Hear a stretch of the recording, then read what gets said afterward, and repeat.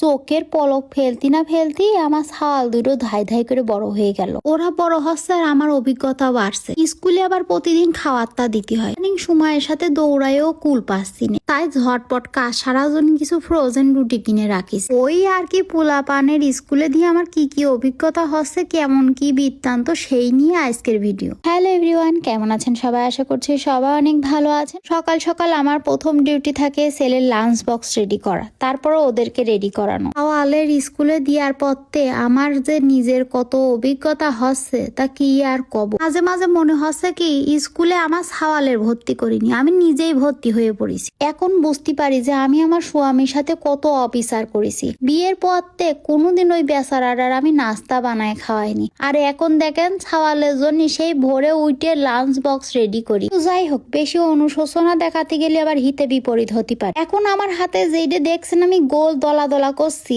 এটা জিজ্ঞাসা করেছেন অনেকে যে এইটি কি দলা করছেন, এরকম দলা হয় যে কি জিনিসটা? এইটা হচ্ছে ভাতের দলা। ওই ধরেন জাপান, চায়না, তারপরে কোরিয়া, যারা হচ্ছে ওই যে কাঠি দিয়ে ভাত খায়, তাদের ওই ওখানকার ভাত হচ্ছে একটু আঠালো টাইপের, যাতে কাঠিতে সুন্দর করে ওঠে। তো ওই ভাতগুলো সুন্দর করে বল বানানো যায়, তো রাইস বল বলে এইগুলো। তো আমি ওই ছোট ছোট দলা করে দিছি যাতে ওর একটু খাতে সুবিধা হয়। আর ওর উপরে যে ছিটানো জিনিসপত্র দেখছেন সেগুলোকে ফুরিকা। তো এইগুলো হচ্ছে বিভিন্ন ধরনের মাছের হয়, তারপরে ধরেন বিভিন্ন সবজির হয়, ডিমের হয়। স্কুলতে আবার কয়েই দেছে যে আপনার ছেলে যেটা পছন্দ করে সেইটাই টিফিনে দেবেন, যাতে করে ওর খাবারের প্রতি একটা অরুচি অনীহা এইটা যাতে না আসে। আর স্কুল থেকে এইটাও বলে দিয়েছে যে এই ব্যাগের মধ্যে করেই দিতে হবে খাবার। তো এই জন্য এই ব্যাগের মধ্যে খাবার, তারপর চামচ আর একটা কাপ এই ব্যাগের মধ্যে করে দিয়ে পাঠাতে হবে। এবার আসি পড়াশোনার কথা। এখানেও অত গাদি গাদি বই পড়ে বিদ্যা অর্জন করা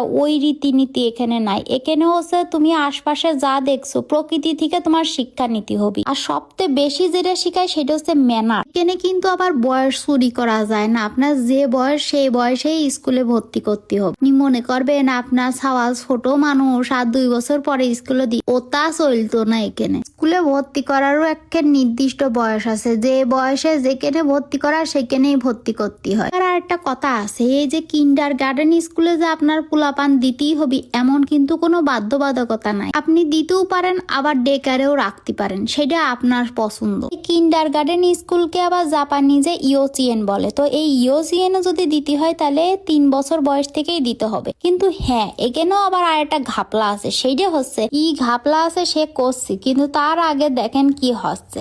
মানে দাদা স্কুলে যাও, ভাইয়ের জন্য টেনশন তার কম হয় না। তো কম হবিটা কি করে, টেনশন হওয়াটাই স্বাভাবিক। গুল্লা বাড়িতে যে উরুম তারুম করে, তো আমরা সবাই টেনশনে থাকি যে বাইরে যায় কি করে। আর এদিকে আমি বাঙালি মা বলে কথা, তো ছাওয়ালের এইসব টাইনে নিয়ে যাওয়া দিকে কষ্টই লাগছে। একবার বলেছিলাম যে দাও আমি দিয়ে আসি, কিন্তু ওই যে বন্ধুরা নিজেরাও টাইনে নিয়ে যাচ্ছে, তার মা যদি তার জিনিসপত্র টাইনে দেয়, একটা লজ্জার বিষয় না? পোলাপান রাইকে যখন বাড়ি আসছিলাম তখন মনটার মধ্যে খুব খারাপ লাগছিল। পোলাপানের জন্য না, গেদার বাপের জন্য, যে এই বেচারার সাথে আমি খুব অবিচার করি। তা বাড়ি যাইয়ে আমি নাস্তা বানাই দেবো।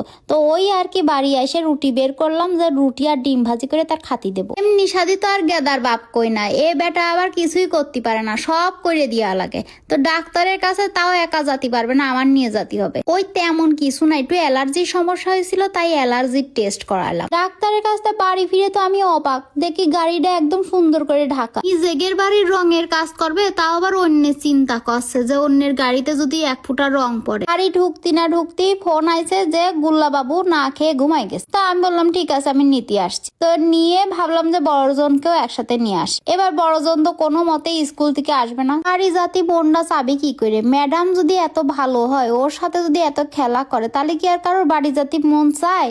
যেদিন তে স্কুলে গেছে সেদিন তে প্রত্যেকটা দিন আনার সময় কান্নাকাটি, মন খারাপ তার লাগেই আছে। এখন যেহেতু ওর নতুন নতুন স্কুল শুরু হয়েছে, তাই আমি একটু আমার কাজটা কমাই দিছি, যে প্রত্যেক দিন আর কাজে যায় না। তো যেদিন কাজ থাকে না সেদিন আমার মনে হয় যে পোলাপানরে তাড়াতাড়ি নিয়ে আসি। আর এদিকে পোলাপানের মুখ আনতে গেলেই হারি হয়ে থাকে। স্কুল মূলত 2টা পর্যন্ত, 2টার পরে আবার হচ্ছে আফটার স্কুলের সার্ভিসও আছে। তো আমি ওর প্রত্যেক দিন ওই ধরেন 7:30টার থেকে 6টা পর্যন্ত রাখতে পারবো, কিন্তু আমার মন তো মানে না। আর এদিকে আমার পোলা আসতে চায় দেয় না। এইগুলো বাড়ি আসার পরে কি যে তাফালিং শুরু করে রে ভাই, মানে একদম মাথা পাগল পাগল অবস্থা হয়ে যায় আমার।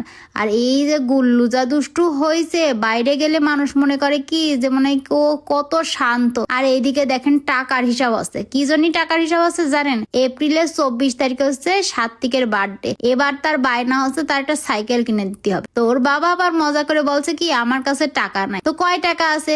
এবার গুনে দেখে যে 1500 ইয়েন আছে। তো সেইটাই সে খুশি হয়ে গেছে যে 1500 ইয়েন দিয়ে সাইকেল কিনা হবে। মানে বাচ্চা কাচ্চা যে কত সহজ সরল হয়, আমরা যদি মানুষেরা এত সহজ সরল হইতাম। তো যাই হোক, পরের দিন তো সকালে আমি তাড়াতাড়ি উঠে গেছি, আমাকে ঘুম থেকে উঠে দেখে নাই বলে ওরে কান্না। তো তারপরে সে দাদার সাথে স্কুলে যাচ্ছে, দাদার সাথেই যাবে, সে ওই স্কুলেই সে পড়বে, আর কোথাও যাবে না, আমার সাথে আসবে না। সেই নিয়ে আবার আরেক চোট কান্না। মানে মোট কথা সকাল থেকে তার মেজাজ খুবই খারাপ ছিল। তারপরেও বুজুং বাজুং দিয়ে তাকে ডেকে রেখে এসে আমি একটু কেনাকাটা করতে আসছি। দোকানের জামা কাপড় কিন্তু একদম নতুন জামা কাপড় এবং খুব কম দামে, যেটা কিনা জাপানে কল্পনাই করা যায় না। দোকানটার নাম অনেকেই জানতে চেয়েছেন, আবার লোকেশনটাও চেয়েছেন। এই দোকানের নাম হচ্ছে তাকাহাশি, আর এই লোকেশনটা হচ্ছে নিশিয়া একির আশেপাশে। আসলে এটা আমার বাড়ির পাশেই, তো আমি গাড়িতে সবসময় যাই। আর মূলত এই দোকানের ঠিকানাটা আমি পেয়েছি আমার সাত্বিকের বন্ধুর মায়ের থেকে। এরপরে আমরা চলে গেলাম সাত্বিক বাবুর যেহেতু সামনে জন্মদিন, আর ও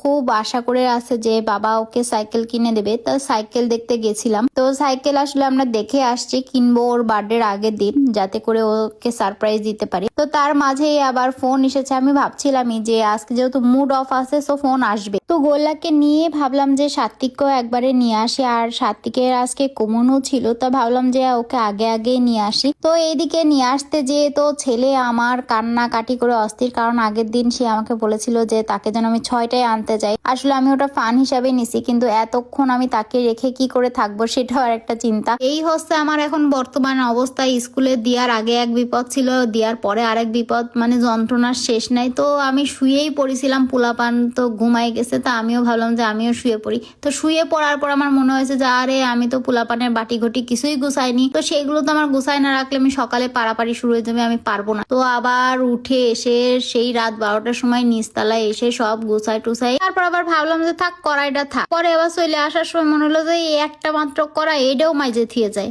আমাদের বেটি মেঞ্জের যা কাম আর কি। তারপরে সেই কড়াই মাইজে রান্নাঘর পরিষ্কার করে ঘর দুয়ার একদম ফকফকা করে পোলাপানের আবার সেই ওই নোট লিখতে হয়, তা আবার জাপানিজে, বোঝেন ঠেলা। পোলাপান যখন স্কুলে দেওয়া হয় তখন বোঝা যায় যে জাপানিজ ভাষা না জানলে কত সমস্যা হয়। তো যাই হোক, আমার অভিজ্ঞতাটা আপনাদের কেমন লাগলো অবশ্যই কমেন্টসে জানাবেন। আজকের ভিডিওটা এখানেই শেষ করছি, দেখা হবে নেক্সট কোনো ব্লগে। টাটা।